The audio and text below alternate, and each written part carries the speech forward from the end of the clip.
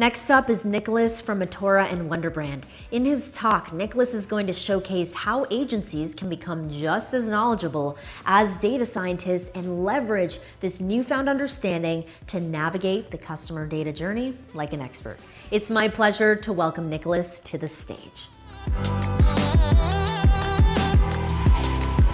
Hello, my name is Nicholas Kuhne and I'm CEO of Matora Data Science and Wonderbrand.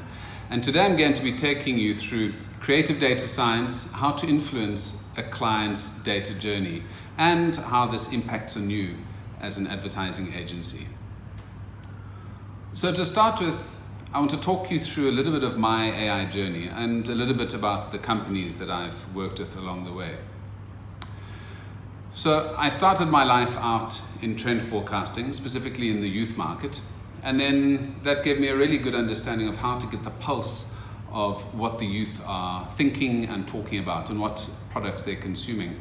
This is the days before Instagram, Twitter, etc. So it was really much more face-to-face, one-on-one engagement.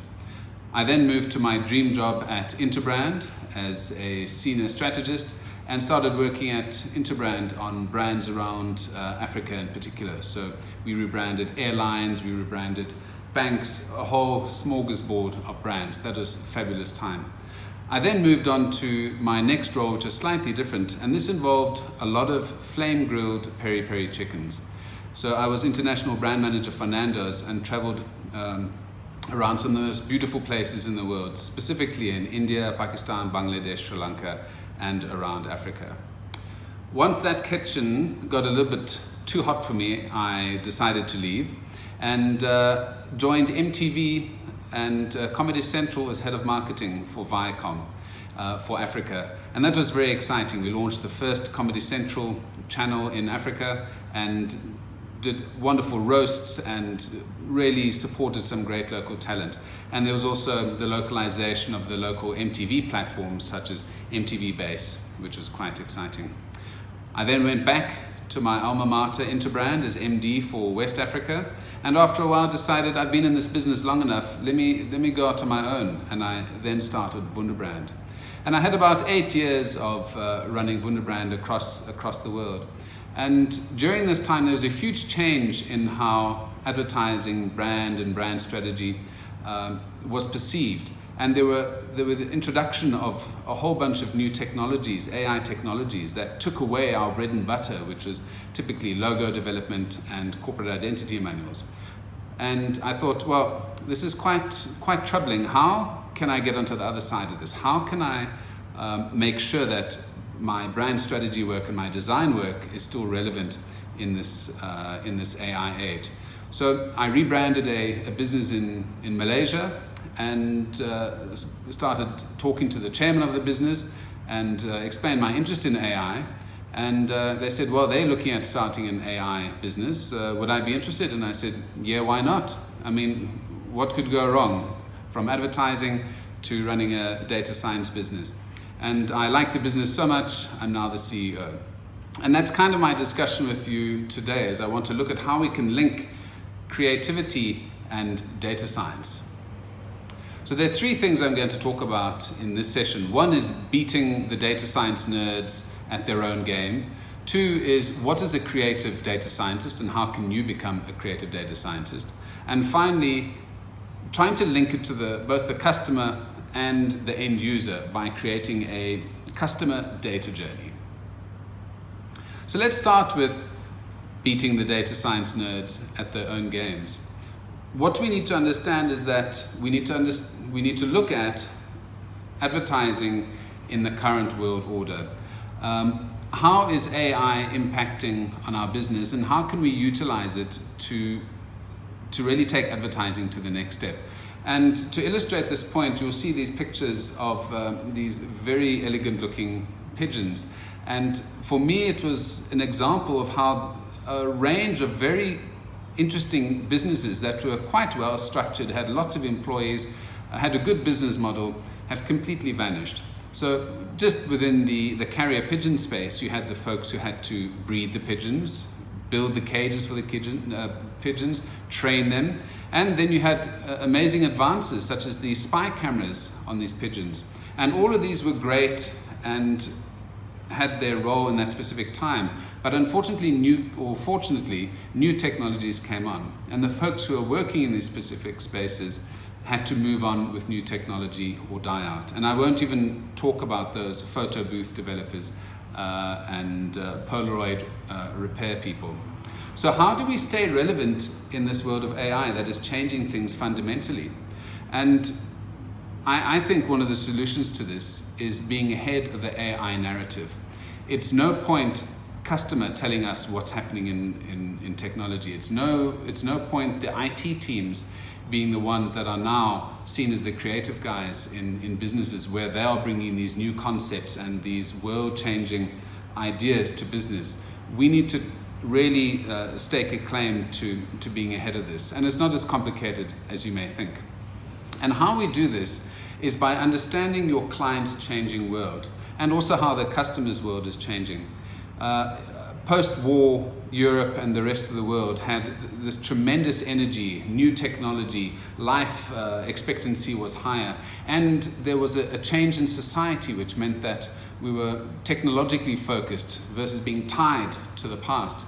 And in this lovely photograph I've got here, which exemplifies the mindset of both business and customers, is that businesses said, there's an opportunity to get helicopters into everyone's hands. Instead of motor cars, instead of buggies, people are going to have helicopters one day. And a load of businesses went towards that route without really thinking about the longer term picture and whether it really would be a useful addition to humanity. And if we look below, there's where's my flying car? We've got exactly the same mindset now, where we're told by the futurologist and we're told by business that one day we're going to get flying cars. I think if we look at Back to the Future 30, 40 years ago now, there were flying cars. We are nowhere near that point, but it is both the consumer and business are driving this relentless innovation. And even though we've gone from helicopters now to perhaps nuclear powered flying cars, there's this dual push from both business and from customers to try and take us forward. And part of the role of advertising agencies and advertising folks is to visualize and tell the story around how we're going to get there. So I would suggest making friends with the nerds as well. They're a very nice bunch and very willing to share what knowledge they have, because they want to see it come to fruition, and they're not always the ones who are going to be able to tell that compelling story of how do we get to this flying car stage. Now, how do we make creative data scientists? And how I present myself when I go to customers or in the market is as a creative data scientist. I don't push my credentials in understanding how to write Python and Java and R. I've got the certificates, but doesn't mean I'm particularly good at it or want to do that. There are other folks who are great at that. But there is a value in this concept of creative data scientists. And I believe that we've all of us in the creative space have been creative data scientists at some stage or another. Whenever you're sitting in a briefing session where you are looking at trying to come up with a new idea, or you are pulling together different people from different fields of expertise and work, you are bringing in a variety of data that is typically unintelligible to individuals or to people in accounting or people in legal. As creatives, we are able to synthesize masses of data from totally disparate sources and come up with this completely new idea or something quite groundbreaking that nobody else would have thought about. And that's the same thing that data science, AI, and machine learning does, is it takes all of this fuzziness that's out there in terms of data and starts sifting it and starts asking questions and starts pooling data in different places and querying it. And that's the same thing that creatives do. We synthesize masses of data and find patterns and new insights that other folks can't see because they're looking perhaps too minutely at one specific piece of the data. I would challenge you as well to become conversant with the terminology that you'll be expected to know when it comes to data science. And this is not complex, and it doesn't involve any coding, but it does involve you reading, and it does involve you taking perhaps 1 or 2 courses to continue your professional development, just to understand how AI and machine learning fits into the broader machine. How is data stored, or how is data created? How is it stored? And then how is it brought to the end state where it is actually used to make something useful. So I challenge you to start understanding the major terminology in cloud computing and data science, so that at least these, when you're having a discussion with a lot of leaders, they would have read this on The Economist or some other newspaper. You don't need to be miles ahead of them. You just need to know what they're talking about. The positive thing for us, however, in advertising or being creative versus our friends in the IT departments or in the data science departments, is that similar to what Shutterstock and similar to what Wix and WordPress have done, is that a lot of AI and machine learning is going towards something called auto AI and auto ML. Advertising is not the only industry that's been impacted by the codification of structures and best practice.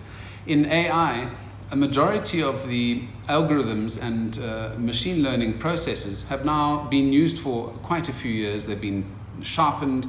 There are a lot of folks using it, and they've now these algorithms have been codified, and now you have plug and play auto AI and auto ML.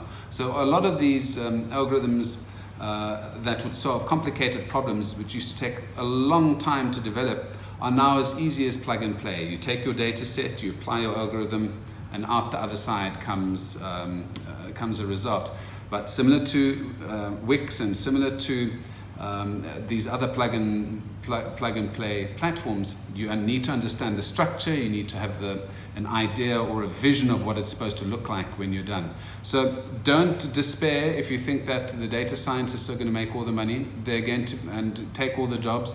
They are under similar pressure to all of us in the advertising field, where the basics, so the coding, which is now, if you can equate it to DTP, that DTP job, which used to be the bread and butter for lots of advertising agencies, and for the equivalent now in IT companies for data science, is now being taken away from them because customers can just plug and play. So in order to make an impact now with this creative data science thinking, you need to get a seat at the table on the board. And this can only be done by showing value. And the folks who are showing value right now are the IT department, who are managing digital transformation, the supply chain and logistics departments, which are using AI and machine learning to improve that customer experience in terms of getting the product to them on time, getting it to them faster, and just generally speeding up that digitalization process. And then the finance team as well. The finance team are the ones we've got to keep an eye on, because they're the ones who are now, with the enterprise performance management, are starting to pull together all of this data from supply chain, demand planning, HR, marketing, and sales. And if you don't watch out, they're going to tell you what kind of advertising and marketing you're going to do versus the other way around. So it's important that you understand the technology that is out there, or the technology that is trying every day to take your job, that you understand it and you start giving creative options to use AI and machine learning to create value for your business. So the customer data journey, one of my favorite activities when doing brand strategies is really understanding the customer journey. And the customer data journey is not very different. This is just adding an extra layer of value to this process. So if we look at the way that customers are now starting to generate data in their day-to-day lives, it's I've got kids, and whenever their friends come over, all of them are just sitting on their mobile phones. When we go out to restaurants and so on, people are still just on their mobile devices the whole time. But we don't just use mobile devices. So how are we generating data? Where is this data being generated? And is this data useful? So what we want to try and do is enhance the traditional customer journey map by adding in areas where we can add value to the customer experience. And that's going to be up to you, whether you're from a B2B company, a luxury goods business, a FMCG company. You will need to have a look at where are there opportunities for you to insert new data gathering opportunities in ways that can also help delight your customers. So the opportunity for real-time feedback in this space is also important. And if you're doing mass customization or dealing with multiple customers, having AI bots, etc., to do the first level of heavy lifting is going to be quite important. The overuse of data or data privacy is going to be one of the big issues that impacts everyone dealing with AI and machine learning and big data, because we'll even see with Google now starting to change the way cookies are used on websites and tracking customers, that customers are becoming slightly more wary about giving away data, even though they know the more data they give, the better the experience. But who's that experience better for? Is that experience better for the customer, or is it better for the business who is going to extract value from that customer? So we might see a stage where customers start charging for their data as opposed to paying for that data in terms of subscriptions for the YouTubes, Googles, and other businesses like that. So we need to understand that customers are not to be abused in terms of their data. There also might be a backlash against how this data is used. Different cultures, different countries have different ways, have different concepts of sharing data, whether they're more individual or more community or group orientated, and that's something you need to understand when working on creating data and using that to engage with customers. And here are some final thoughts. We can see our customers as having their own AI and machine learning algorithms running in their brains continuously. And they use this to make sure that they are not taken advantage of by other smart algorithms. And this is very similar to what Google does when they are constantly adapting their algorithm, their search algorithms and auction algorithms, because there are very smart people out there who are ahead of the curve and make slight adjustments or understand how to manipulate the algorithm to get better results for themselves. And the human mind or the customer's mind is exactly the same. They understand when they're being taken advantage of. They understand that they need to consistently change how they view the world and how they view communications, because they know that there is a worm hanging on a fishing line right in front of them. So they are changing their internal radar constantly to make sure that they are not taken advantage of. And I think it's our role as well in the creative space to create advertising that is going to stand out and is going to really connect with these customers, because what they are seeing typically is with this new AI era is that lots of businesses are relying on AI, which just know that cohort B will do this if they do this and they buy that. Humans hate that. They always find a way to disrupt and create chaos out of systems like that. And that is where advertising agencies and creativity can come in to ensure that you're constantly having that human link to AI by giving customers and their clients something innovative and something that they really want to engage with. So what I really want us to see when we are engaging with businesses is that your client comes and says, "Dear advertising agency, please help us. Your creativity is our only hope." And I really do believe there's a strong future for creative thinking and linking that creativity with data science in our field. So good luck, and may the AI be with you. What an incredible day one of Ad World. I hope you enjoyed it as much as I did. But now get ready for our biggest day yet, day 2 of Ad World, where we're gonna have absolutely amazing people join us at the show, including people like Seth Godin, Craig Clemens, Nila Ali, Pat Flynn, and so many more. Make sure to be back tomorrow. Put your alarms on extra loud. I can't wait to have you back for day 2 tomorrow. We'll see you then.